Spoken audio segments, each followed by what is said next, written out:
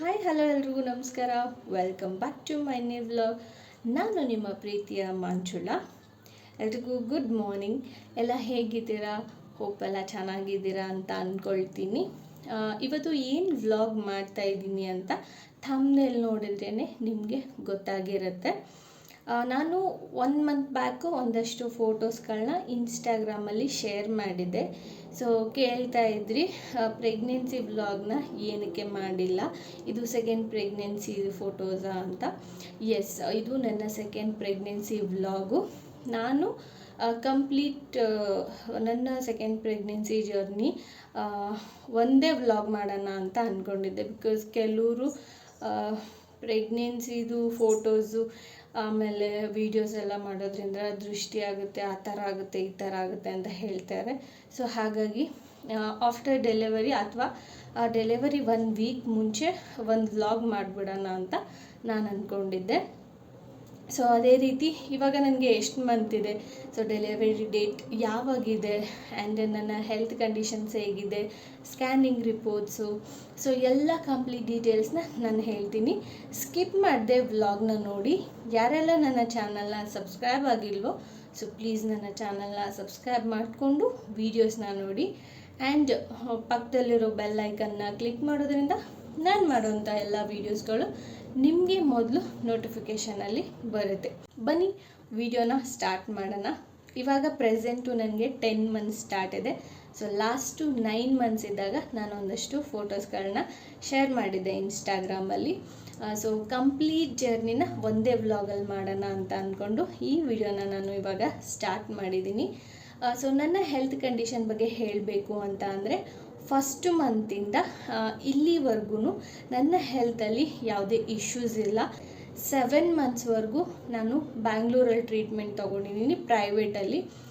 ನನ್ನ ಫಸ್ಟು ಪ್ರೆಗ್ನೆನ್ಸಿನಲ್ಲಿ ನಾನು ಯಾವ ಹಾಸ್ಪಿಟಲಿಗೆ ತೋರಿಸಿದ್ದೆ ಆ್ಯಂಡ್ ಯಾವ ಹಾಸ್ಪಿಟಲಲ್ಲಿ ಸ್ಕ್ಯಾನಿಂಗ್ ಮಾಡಿಸಿದ್ದೆ, ಸೊ ಈ ಸರಿನೂ ನಾನು ಅಲ್ಲೇ ಮಾಡಿಸಿದ್ದು ಬ್ಯಾಂಗ್ಳೂರಲ್ಲಿ. ಇವಾಗ ನಾನು ಊರಿಗೆ ಬಂದು 3 ಮಂತ್ಸ್ ಆಯಿತು. ಸೊ ಇಲ್ಲೇ ಎಲ್ಲ ಟ್ರೀಟ್ಮೆಂಟ್ ನಡೀತಾ ಇದೆ. ನನ್ನ ಫಸ್ಟು ಪ್ರೆಗ್ನೆನ್ಸಿನಲ್ಲಿ 8 ಮಂತ್ಸಿನ ಕಂಪ್ಲೀಟ್ ಆಗಿರಲಿಲ್ಲ. ಸೊ ಆವಾಗನೇ ಡೆಲಿವರಿ ಆಗಿಬಿಡ್ತು. 3 ಡೇಸ್ ಇತ್ತು 8 ಮಂತ್ಸ್ ಕಂಪ್ಲೀಟ್ ಆಗೋದಕ್ಕೆ.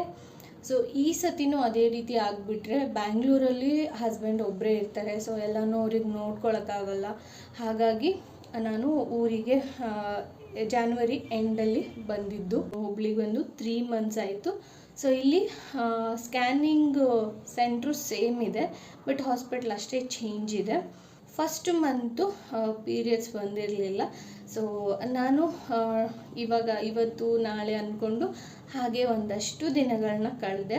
ಸೊ 2 ಮಂತ್ಸ್ ಕಂಪ್ಲೀಟ್ ಆಯಿತು. ಡಾಕ್ಟರ್ನ ಕನ್ಸಲ್ಟ್ ಮಾಡೋಣ ಅಂತ ಅಂದ್ಕೊಂಡು ಪ್ರೆಗ್ನೆನ್ಸಿ ಟೆಸ್ಟ್ ಮಾಡಿದಾಗ ಪಾಸಿಟಿವ್ ರಿಸಲ್ಟ್ ಬಂತು. ಸೊ ತುಂಬ ಖುಷಿ ಆಯಿತು. ಆ್ಯಂಡ್ ಎಕ್ಸ್ಪೆಕ್ಟು ಮಾಡಿರಲಿಲ್ಲ. ಸೊ ಬಟ್ ಒಂದಷ್ಟು ಕನ್ಫ್ಯೂಷನ್ಗಳಿತ್ತು. ಬಿಕಾಸ್ ನಾನು ನನ್ನ ಮಗಳಿಗೆ ಇನ್ನು ಫೀಡ್ ಮಾಡ್ತಾಯಿದ್ದೆ. ಆಲ್ಮೋಸ್ಟು 2.5 ಇಯರ್ವರೆಗೂ ನಾನು ಅವಳಿಗೆ ಫೀಡ್ ಮಾಡಿಸಿದ್ದೀನಿ. ಸೊ ನಾನು ಯಾವಾಗ ಪ್ರೆಗ್ನೆಂಟ್ ಇದ್ದೀನಿ ಅಂತ ಗೊತ್ತಾಯಿತು, ಸೊ ಆಗ ನಾನು ನನ್ನ ಮಗಳಿಗೆ ಫೀಡ್ ಮಾಡೋದನ್ನು ನಿಲ್ಲಿಸಿದ್ದೀನಿ.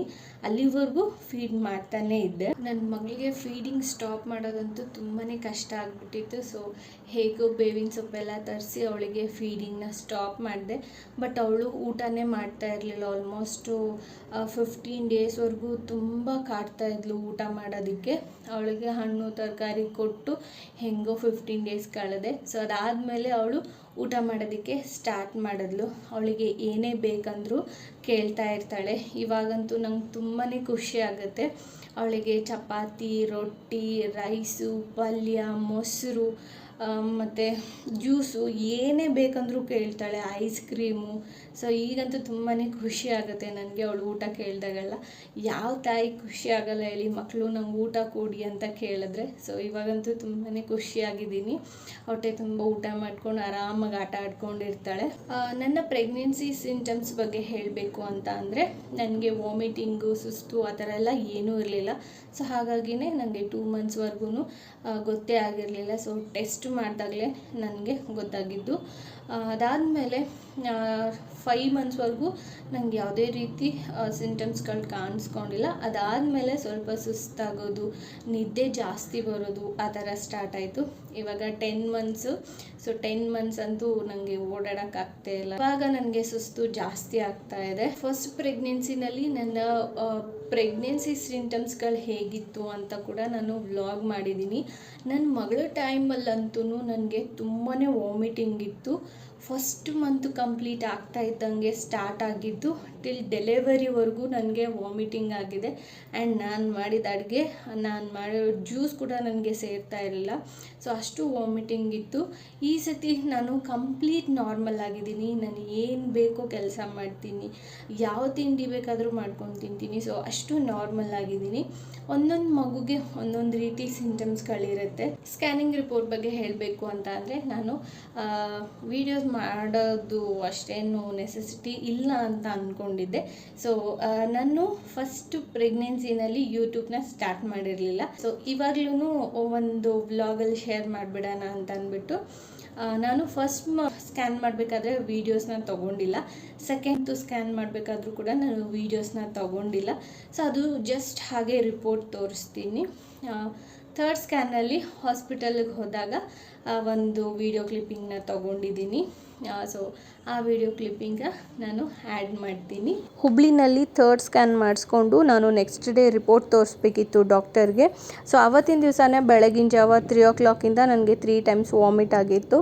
ಸೊ ಹಾಗಾಗಿ ಒಂದು ಸಲೈನ್ ಹಾಕ್ತೀನಿ ಅಂತ ಹೇಳಿದ್ರು. ಅಡ್ಮಿಟ್ ಆಗಿ ಒಂದು ಸಲೈನ್ ಹಾಕ್ಸ್ಕೊಂಡೆ.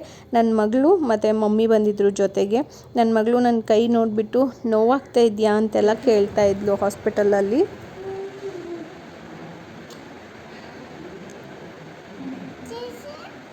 ಎಲ್ಲಿ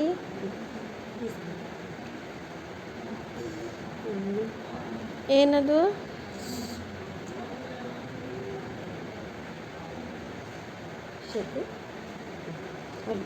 ಇದು ನನ್ನ first scanning report. So 9 weeks ಇದ್ದಾಗ ಮಾಡಿಸಿರೋದು.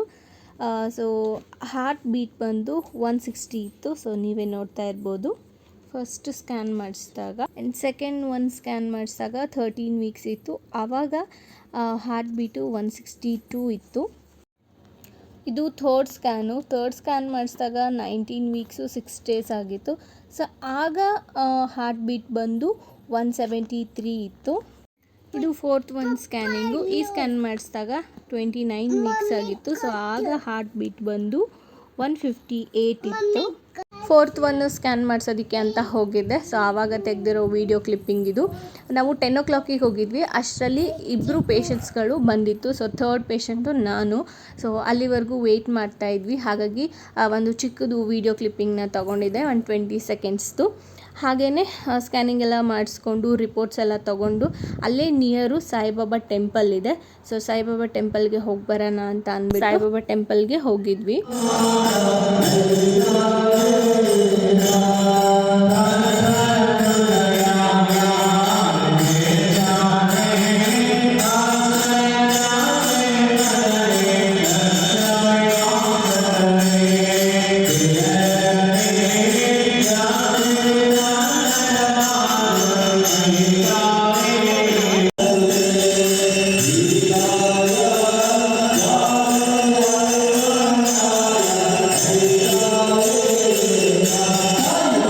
ಸೊ ಮಧ್ಯಾಹ್ನ ಅಲ್ಲೇ ಊಟ ಮಾಡಿಕೊಂಡು ಮಾರ್ಕೆಟಿಗೆ ಹೋಗಿ, ಇವಾಗ ಸಿಕ್ಕಾಪಟ್ಟೆ ಬಿಸಿಲಲ್ವ, ಸೊ ಹಾಗಾಗಿ ವಾಟರ್ಮೆಲನು, ಖರ್ಬೂಜ, ನನಗೆ ಬ್ಲ್ಯಾಕ್ ದ್ರಾಕ್ಷಿ ಇಷ್ಟ, ನನ್ನ ಮಗಳಿಗೆ ಸಪೋಟ ಮತ್ತು ಪ್ರೊಮೊಗ್ರಾನೆಟ್ ಇಷ್ಟ. ಸೊ ಫ್ರೂಟ್ಸ್ ಎಲ್ಲನೂ ತೊಗೊಂಡ್ವಿ. ಅವಳಿಗೆ ಸ್ವೀಟ್ಸಲ್ಲಿ ಜಾಮೂನ್ ಅಂದರೆ ತುಂಬ ಇಷ್ಟಪಟ್ಟು ತಿಂತಾಳೆ. ಪಪ್ಪಂಗೆ, ಮಮ್ಮಿಗೆ ಮತ್ತು ನಮ್ಮ ತಮ್ಮನಿಗೆ ಯಾವ್ದ್ಯಾವ್ದು ಸ್ವೀಟ್ ಇಷ್ಟ ಆಗುತ್ತೋ ಸೊ ಅದನ್ನೆಲ್ಲನೂ ತೊಗೊಂಡು ಮನೆಗೆ ಬಂದ್ವಿ. ನಾನು ಫಸ್ಟ್ ಹೇಳ್ದ ಹಾಗೇ ನನ್ನ ಮಗಳಿಗೆ ಏನೇನು ತಿನ್ಬೇಕು ಅನ್ಸುತ್ತೋ ಎಲ್ಲನೂ ಕೇಳ್ತಾ ಇರ್ತಾಳೆ. ಸೊ ಇವಾಗ ಅವಳಿಗೆ ತಿನ್ಸು ಅಂತ ಹೇಳಕ್ಕೆ ಬರಲ್ಲ, ತಿನ್ಸಿ ಹಾಲು ಅಂತ ಹೇಳ್ತಾಳೆ. ಸೊ ಅದು ಒಂದು ಚಿಕ್ಕದು 6 seconds ವಿಡಿಯೋ ಕ್ಲಿಪ್ಪಿಂಗ್ನ ತೊಗೊಂಡಿದ್ದೀನಿ. ಸೊ ಅವಳು ಆ ಥರ ಕೇಳಿದಾಗೆಲ್ಲ ನಂಗೆ ತುಂಬಾ ಖುಷಿ ಆಗುತ್ತೆ.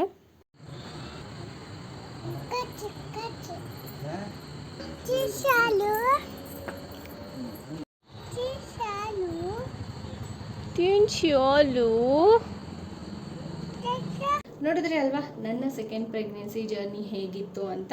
ಹೋಪ್ ಎಲ್ರಿಗೂ ಈ ವಿಡಿಯೋ ಇಷ್ಟ ಆಗಿದೆ ಅಂತ ಅಂದ್ಕೊಳ್ತೀನಿ. ಇಷ್ಟ ಆಗಿದ್ದರೆ ಲೈಕ್ ಕಮೆಂಟ್ ಶೇರ್ನ ಮಾಡಿ. ಆ್ಯಂಡ್ ಮತ್ತೊಂದು ಹೊಸ ವ್ಲಾಗ್ ಜೊತೆಗೆ ನಾನು ನಿಮಗೆ ಸಿಗ್ತೀನಿ. ಅಲ್ಲಿವರೆಗೂ ಕಾಯ್ತಾ ಇರಿ. And take care. Love you all. Bye.